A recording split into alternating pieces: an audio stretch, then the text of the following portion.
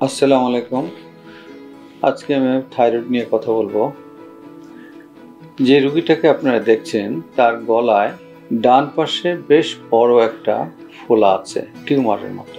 এটা গত 15 বছর ধরে তার গলায় আছে। প্রথমে ছোট ছিল, অনেক দিন একই রকম ছিল। গত 2-3 বছর যাবৎ আস্তে আস্তে এটা বাড়ছে এবং এই রুগীটি হঠাৎ করে তার কোমরে ব্যথা অনুভব করে এবং অর্থোপেডিক চিকিৎসকের কাছে যান। অর্থোপেডিক ডাক্তার তাকে সিটি স্ক্যান করেন, দেখেন যে মেরুদণ্ডের হাড়ের মধ্যে কিছু টিউমারের মতো দেখা যায়।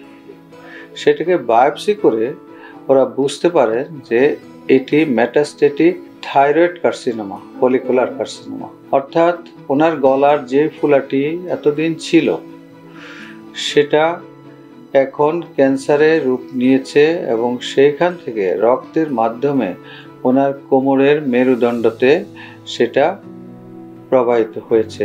এটাকে বলি আমরা metastatic disease. Metastasis in the vertebra এবং তীব্র ব্যথা হচ্ছিল ওনার। সেই ব্যথার ওষুধ খেয়ে খেয়ে উনি থাকেন। তখন অর্থোপেডিক সার্জন বলেন যে আপনারা নাক কান গলার ডাক্তারের কাছে যান।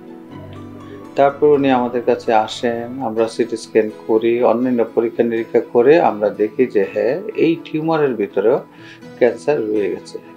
এই যে থাইরয়েডের ফোলা দীর্ঘদিন মানুষ এটা পুষে রাখে, সেখানে তারা বলে ব্যথা নাই, খেতে কষ্ট নাই, সুতরাং তারা কেন চিকিৎসকের কাছে আসবেন?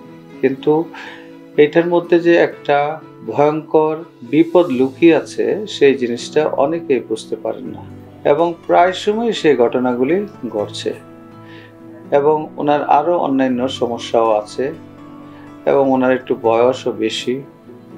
পরবর্তী সময়ে আমরা ঝুঁকি নিয়ে ওনার অপারেশনটা করি এবং অপারেশন করার পরে একটা বেশ বড় টিউমার আমরা গলা থেকে বের করি। পরবর্তী সময়ে উনি টিউমার থেকে মুক্ত হন এবং ওনার গলার আওয়াজ ভালো আছে, প্যারাথাইরয়েড হরমোনেরও কোনো সমস্যা হয় নাই। এখন পরবর্তী চিকিৎসার জন্যে তাকে আমি নিউরোসার্জনের কাছে পাঠিয়েছি, যারা ওই যে ভার্টিব্রাল কলামের যে বোনের মধ্যে মেটাস্টেসিস সেটাকে তারা পরিষ্কার করে দিবে অপারেশনের মাধ্যমে। তারপরে রেডিওঅ্যাক্টিভ আয়োডিন আমাদের হয়তো দেওয়া লাগবে যদি আমরা রেডিওঅ্যাক্টিভ অ্যাভেলেবল পাই, আয়োডিন অ্যাভেলেবল পাই। এই ধরনের রোগীরা দীর্ঘদিন এই রোগকে পুষে রাখে, অর্থাৎ একটি বিপদকে তারা প্রশ্রয় দিচ্ছেন এবং একটি বিপদ নিয়ে জীবনযাপন করছেন।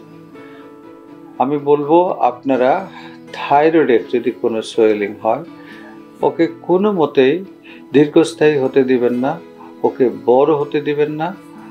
অল্প সময় বা ছোট থাকতেই তাকে যদি আপনারা অপারেশন করে সরিয়ে ফেলেন তাহলে পরবর্তী জীবনে ক্যান্সার হওয়ার চান্স একদমই কমে যাবে এবং রোগী সম্পূর্ণ সুস্থ হয়ে যাবে।